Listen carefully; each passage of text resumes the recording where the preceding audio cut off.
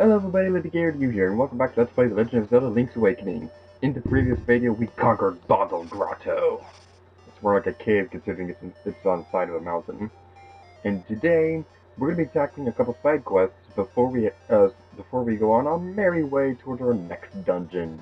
Yay! So the first thing we're going to be doing is actually over here. We're not actually getting a collectible. This is actually for a teleportation thing, which is pretty cool. There are some points in this game where you can warp over to another area. And by the way, those caves that you see there, we're not going to be able to get to them for a little while, so don't even try going into the water. While that may seem useless right now, trust me, you want to make sure you go inside that warp point. This game has a kind of unusual way of warping, whereas for example, in Majora's Mask, where you had the Song of Soaring, they could take you to different places, or in Skyward Sword, where you had the bird statues. This game has a kind of weird way of warping, where you have to find the warp point, go into it, and then you'll be able to use it. There are 4 of them in the game, if I remember correctly. The first one was right there, and I'll be showing off where the other ones are. Next up, as I promised yesterday in the previous video, we're going to be showing you where you can find a potion. Hey big guy, I'm Crazy Tracy. I've got a little secret for sale that'll pump you up. Will you give me 28 rubies for my secret? Alright, come here and I'll rub it on you. There, I've applied my own secret medicine. It'll take effect when you lose all hearts. Drop by again, big guy. So yeah, that's Crazy Tracy, and she'll give you some potions. And while she may seem, well, crazy, I actually like that character. I always thought she was funny. Her price will always, well, it doesn't always change. The price for how much they'll charge you for it, it varies between 28 rubies and 40 something. It's in between those two, and I filled out a hole. So you want to make sure you have at least, I'd say 50 rubies is a good number before going into the potion shop. It's a good idea to have a potion, even if you play this game a million times like I have. As you see right there, there's another warp point right here.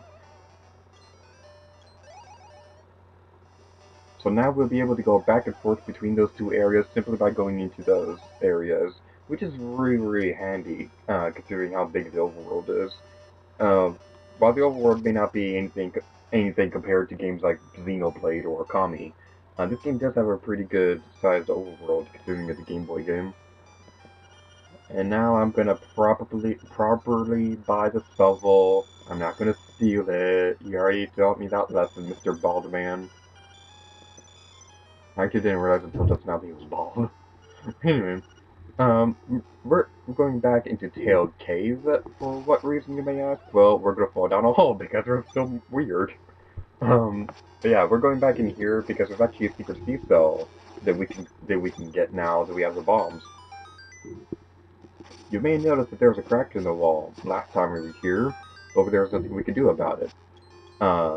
As you can listen right here, bombable walls make a sound, and I just ran off screen. The bombable walls make a different sound compared to the regular walls. And there's a secret seal right there that we can go collect. Hooray! It's also worth mentioning that the bombs, you cannot get them until after you've beaten the first dungeon, or something like that. I don't actually remember. It's either after you beat the first or the second dungeon. I think it's the first. Anyway, back in the Mystery Forest, there's a secret sea cell here that we can collect inside this chest, and Bow Wow is smiling at the camera. Hi, Bow Wow! And there's also a heart piece that we can go collect that's in this area as well. You may have saw it before. Well, you definitely saw it before. So we're gonna go collect that now that we have the bracelet croissant thing. It still looks like a croissant. I know it's a bracelet, but it still looks like a croissant. So now we can lift up those skulls and get our 4th heart piece. Hooray! And now that we've gotten 4 heart pieces, we'll now actually get a full heart container. In most Zelda games, it takes 4 heart pieces to get a heart container. The only exception to this would be Twilight Princess and the Four Sword games. I really appreciate what you did for my poor precious Bow Wow.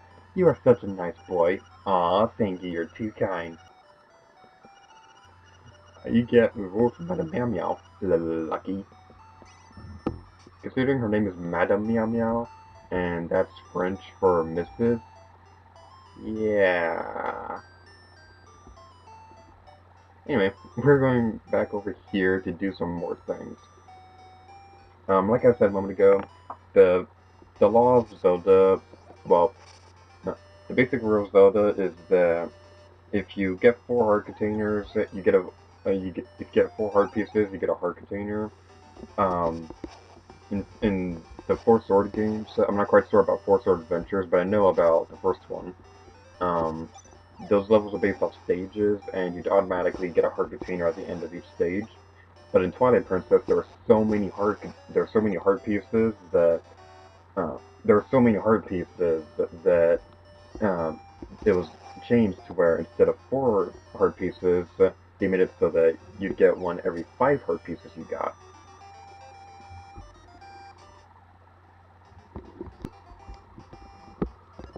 I just love to take pictures. Will you let me take your picture? Yep. Go to the back of the room and stand in front of the screen. This is exclusive to the remake, so if you're playing the original version for whatever reason, you will not be able to find this. I call this, Here Stands a Brave Man. Say cheese! What's your name, young man? Lady Gear to you? Well, here's your album, Lady Gear to you. Give it a look before you leave. Give it a look before you go. Summertime, something.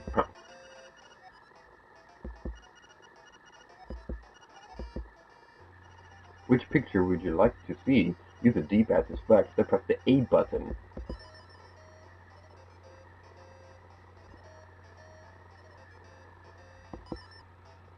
Alternatively, you can get another picture if you keep saying no to him. Will you let me take your picture? No. Let's take a picture. No. Let's take a picture. No! Let's take a picture. No! Let's take a picture. No! No picture? Are you pulling my leg? No way. What a bummer. And he actually punches Link. I call this game over. This is really, really awesome. You won't be able to get this picture and the other one in the same playthrough, so just keep that in mind. You can only get one or the other. Do you want to look at your album? As you can see right here, there are 12 pictures, technically 13 because of the alternative ones. It's very easy to miss one. Just look at his face. This is awesome.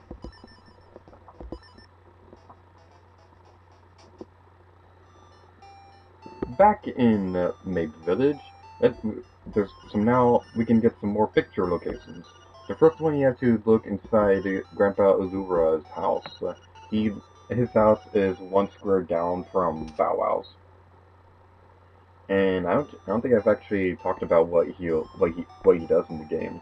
I'll talk about that in a moment because there's a cutscene right here. Hey, that looks great.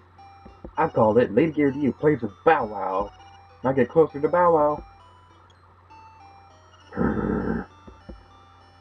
Lady Gear to You, get closer.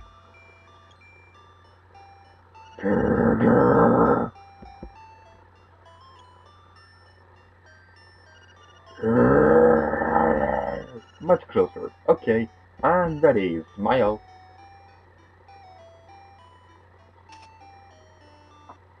I just love the pictures in this game. Now, with the secret seesaw right here, you may have remembered that the Bow Wow that told Link to dig right here when he was following us. And I apologize if I'm stuttering. So now, it's time to go on through our main adventure. Hooray! So what we have to do is that we have to go this way to our field. Like I said like in the previous video, the overworld really opens up once you get the bracelet croissant. And over here you can't see it because of the way my camera is positioned, but there's a bombable wall right here, and inside of it is a fairy fountain. I actually did not know about this until a couple playthroughs ago. I've probably played through this game, and I'm being serious right now, I've probably played through this game like 20 times, and I've only figured this out a couple playthroughs ago. I didn't even know that there was more than one fairy fountain in this game until a few playthroughs ago.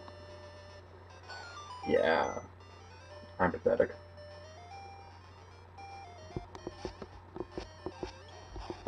Now those Octoroks, they have wings, so they'll be jumping over your sword classes. And the ladybug bomb ladybug things, yeah, they throw bombs at you, and they can get really annoying. They're one of the few enemies in this game that I actually do not like.